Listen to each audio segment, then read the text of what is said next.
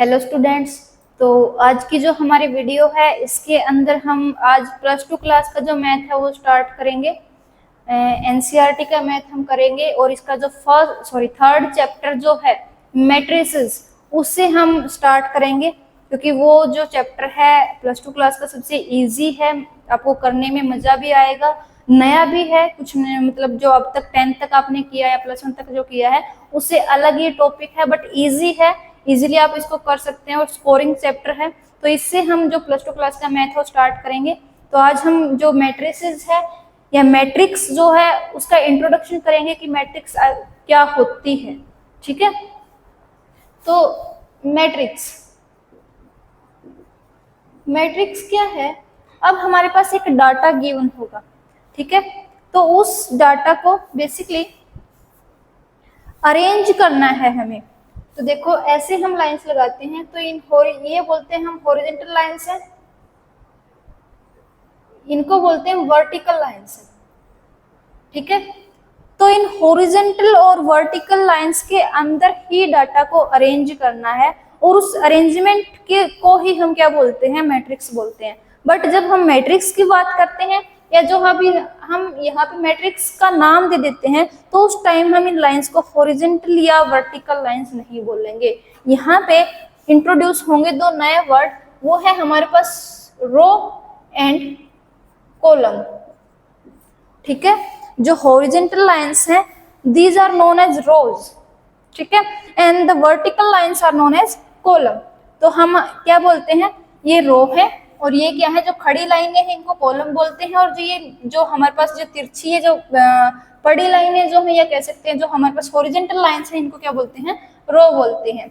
ठीक है, तो मैट्रिक्स बेसिकली क्या है, an arrangement of a given data into this rows and columns. ठीक है, तो हम किसी भी कोई भी डाटा हमारे पास गिवन है, ठीक है, कोई भी हो सकता है वो, जैसे आगे आगे देखोगे चैप्टर के अंदर स्टेटमेंट्स गिवन है कि हम कोई कंपनी है उसकी मंथली इनकम हो सकती है, उसकी ईयरली मतलब उसका प्रोडक्शन कितना है, ये वगैरह वगैरह, ऐसे हमारे पास क्या है जो डाटा है वो गिवन होता है, और उस डाटा को यूज करके हमें क्या करना है, उस डाटा को अरेंज करना है कहाँ पे, इन रो और कॉलम के अंदर, और ये जो अरेंजमेंट हमारे पास बन के आएगी उसी को हम बोलते हैं मैट्रिक्स।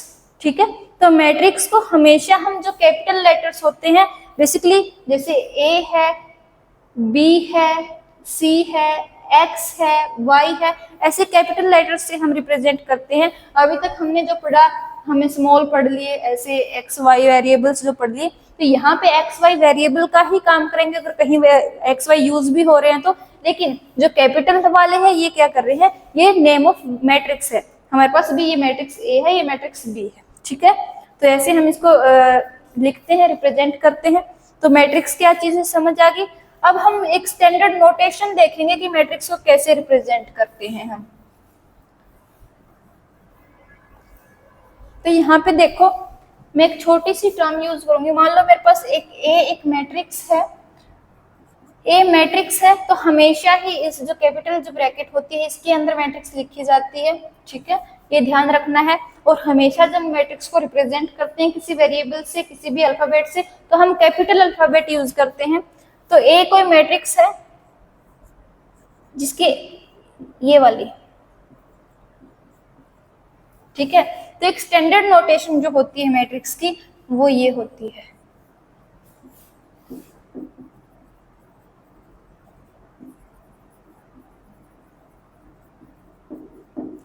ठीक है, तो ऐसे हम रिप्रेजेंट करते हैं कि जो शॉर्ट रिप्रेजेंटेशन है, एक स्टैंडर्ड रिप्रेजेंटेशन है, इसको ही हम एक्सपेंड करते हैं जब हमें मैट्रिक्स खोलनी होती है तो। ठीक है, तो यहाँ पे मैंने ये आई, ये जे, ये एम, ये एन, ये यूज किए, तो ये क्या है, ठीक है, क्या रिप्रेजेंट करें इनको हम देखेंगे। तो सबसे पहले ए हमारे पास नेम ऑफ मैट्रिक्स है,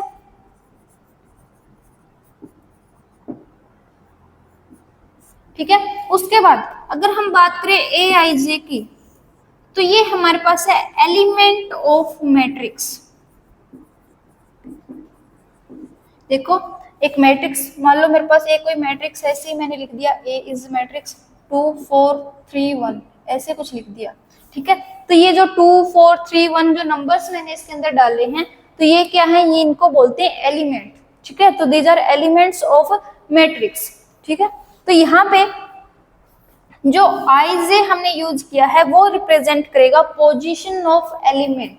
ठीक है, तो पोजीशन ऑफ एलिमेंट से हम पहले बात करेंगे एम और एन की। तो यहाँ पे जो हमने एम यूज किया है वो रिप्रेजेंट करता है number of rose of a matrix. हमारे पास जो भी मैट्रिक्स गिवन है, जिस मैट्रिक्स को हम ऑपरेट कर रहे हैं, जिसके ऊपर हम मतलब जिसको ऑब्जर्व कर रहे हैं, स्टडी कर रहे हैं, तो उस मैट्रिक्स के अंदर टोटल नंबर ऑफ रोज कितने हैं वो हमें बताएगा ये एम। ठीक है, देन एन हमें बताएगा नंबर ऑफ कॉलम्स। ठीक है, ऑफ अ मैट्रिक्स।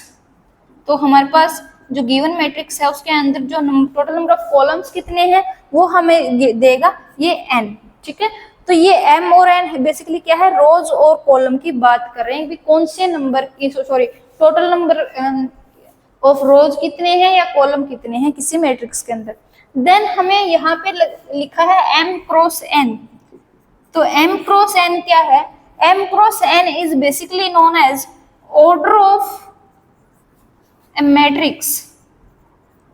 जो हमारे पास मैट्रिक्स है उसका ऑर्डर है वो बताएगा ये एम क्रॉस एन, और depending upon this order, this m cross n, हमारे पास जो मैट्रिक्स है वो अलग अलग टाइप की होती है। ठीक है, टाइप्स ऑफ मैट्रिक्स भी हम करेंगे आगे।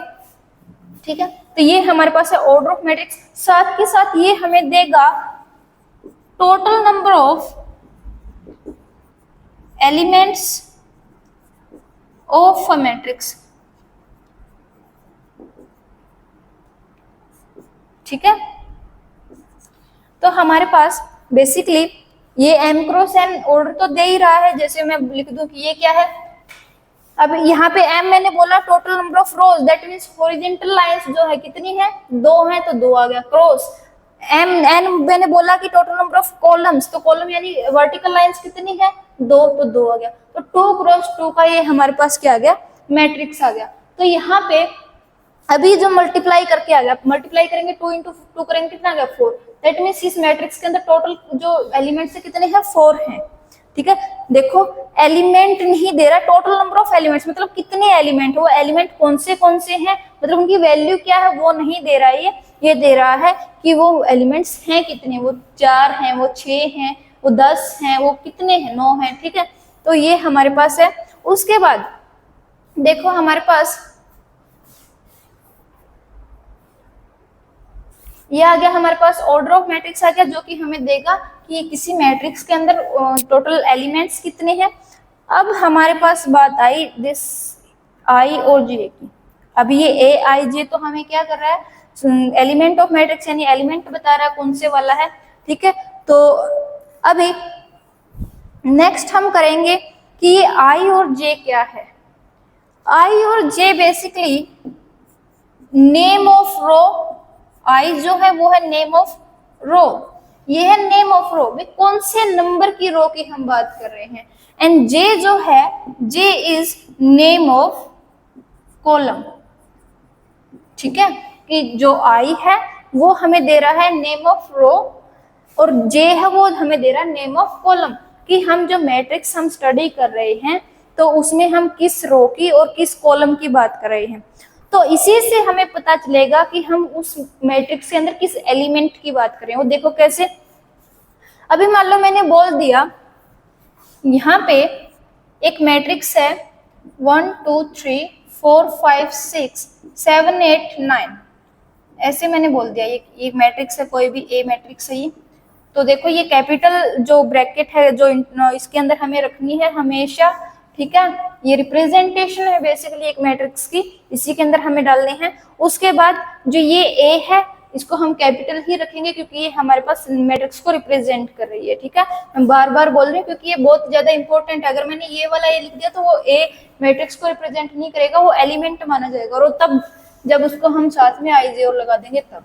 ठीक है, तो ये है हमारे पास। अब मान लो मैंने बोल दिया कि यहाँ पे A11 मैंने लिख दिया, दैट मीन्स फर्स्ट रो यानी ये वाली, और फर्स्ट कॉलम क्योंकि हमने बोला कि आई है, वो दे रहा है हमारे पास नेम ऑफ रो यानी कौन सी रो, तो यहाँ हमने 1 लिख लिया, तो यानी हम फर्स्ट रो की बात करें। देन हमने जे भी 1 लिख लिया, तो दैट मीन्स हम फर्स्ट कॉलम की बात करें। तो जहां पे ये जो लाइन है वो एक दूसरे के साथ कट करेंगे, और वहां पे जो एलिमेंट्स है दैट मीन्स हम उसी एलिमेंट की बात कर रहे हैं। ठीक है, तो ये है हमारे पास A11 इज इक्वल टू 1। ऐसे ही मैंने बोल दिया A23 मैंने बोल दिया। ठीक है, तो A23 दैट मीन्स हम किसकी बात करें, आई की वैल्यू कितनी है 2, दैट मीन्स हम सेकंड रो की बात करें, तो सेकंड रो ये वाली है।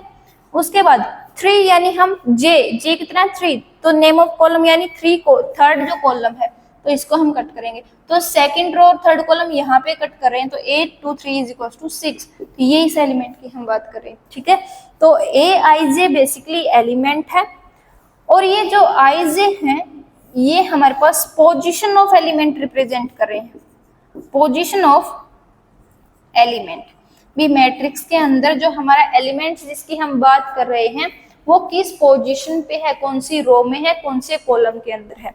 ठीक है, तो उसको हम रिप्रेजेंट कर रहे हैं, तो यहाँ से हम इजीली किसी भी एलिमेंट की पोजीशन है वो बता सकते हैं। मतलब मैंने पूछ लिया भी जो 8 की बताओ पोजीशन कितनी है, तो आप देखोगे कि भाई किस रो के अंदर है, रो यानी थर्ड रो है, तो ए तो लिख लेंगे क्योंकि कॉमनली वो एक एलिमेंट रिप्रेजेंट करता हो, ये आ गया।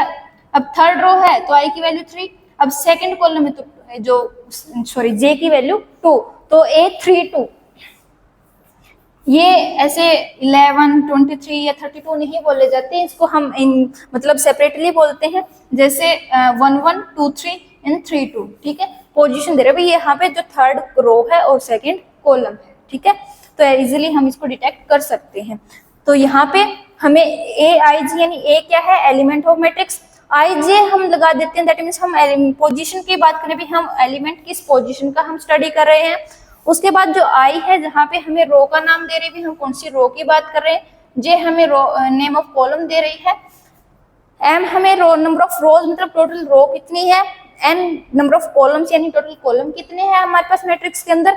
उसके बाद M क्रॉस N जो है वो ऑर्डर दे रहा है मैट्रिक्स का, वो कितने ऑर्डर की है, उसके ऑर्डर भी बेसिकली मतलब उसमें कितने रो और कितने कॉलम ही हैं, क्योंकि उनके मल्टीप्लाई ही हमें क्या देती है, ऑर्डर।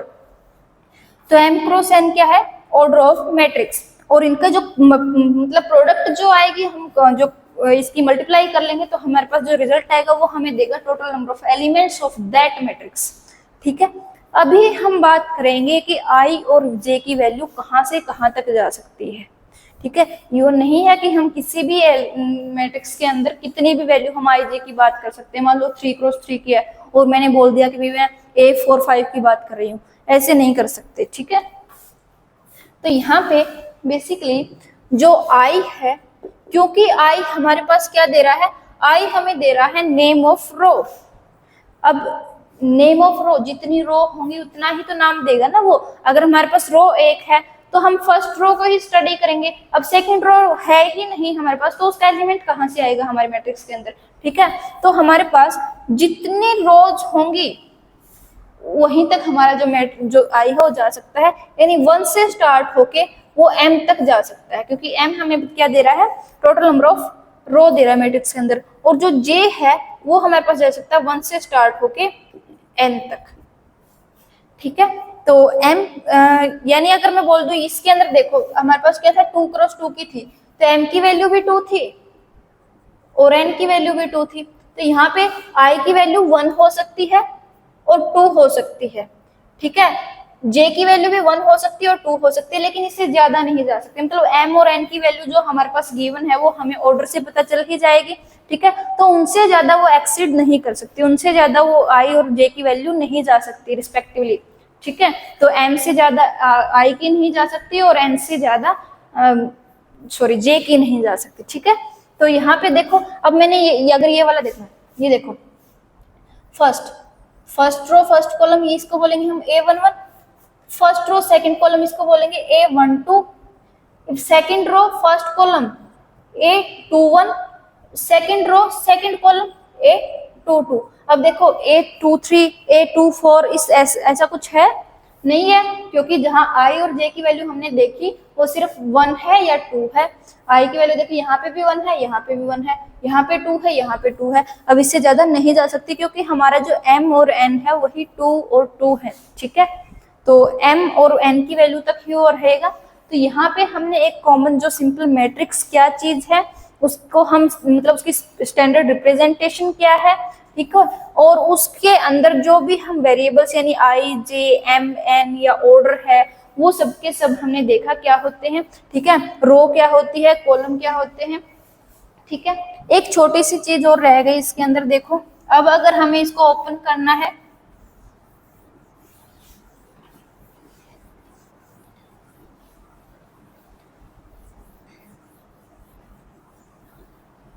तो देखो हमारे पास ये मैट्रिक्स है ए आई जे एम क्रॉस एन की, यानी हमारे पास जो रो है वो सॉरी जो आई की वैल्यू एम तक जाएगी और जे की वैल्यू एन तक जाएगी। तो इसको हम ओपन कैसे कर सकते हैं, तो स्टैंडर्ड बन जाएगी जब पहले फर्स्ट रो दैट मीन्स ये बन जाएगा हमारे पास A1 और फर्स्ट ही कॉलम है तो 1 जे भी 1 ही आएगा।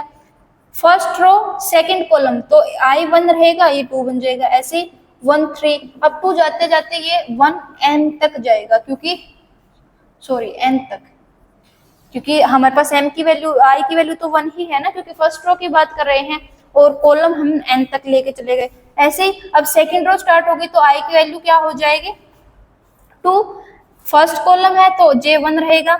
अब जो रो है हमारे पास वो सेकंड ही है तो i की वैल्यू क्या रहेगी 2 ही रहेगी, लेकिन जो कॉलम है वो चेंज हो गया, सेकंड आ गया तो j की वैल्यू 2।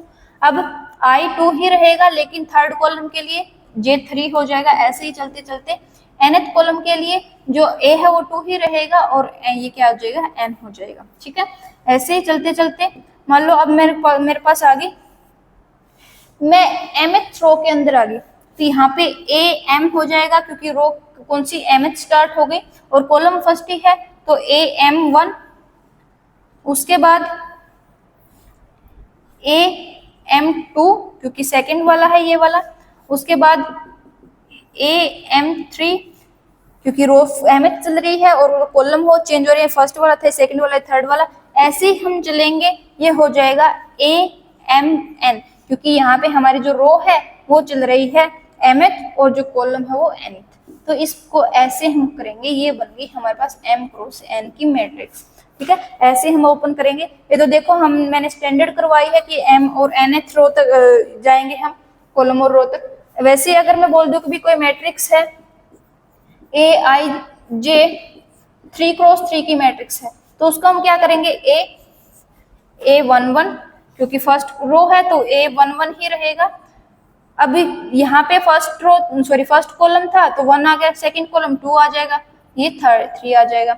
ऐसे ही सेकंड रो के लिए 2 आ जाएगा, फर्स्ट कॉलम के लिए 1, सेकंड रो के लिए 2, सेकंड कॉलम के लिए 2, सेकंड रो के लिए 2, थर्ड कॉलम के लिए 3, ऐसे ही थर्ड रो के लिए 3, फर्स्ट कॉलम के लिए 1, ये जो j की वैल्यू है। उसके बाद थर्ड रो के लिए 3 i की वैल्यू और जो सेकंड कॉलम के लिए j की वैल्यू 2, ऐसे इसकी आ जाएगी हमारे पास थर्ड रो के लिए i की वैल्यू 3 और थर्ड कॉलम के लिए j की वैल्यू भी 3। तो ये हमारे पास बन जाएगी 3 क्रॉस 3 की मैट्रिक्स। ऐसे हम एलिमेंट लिखते हैं, ठीक है।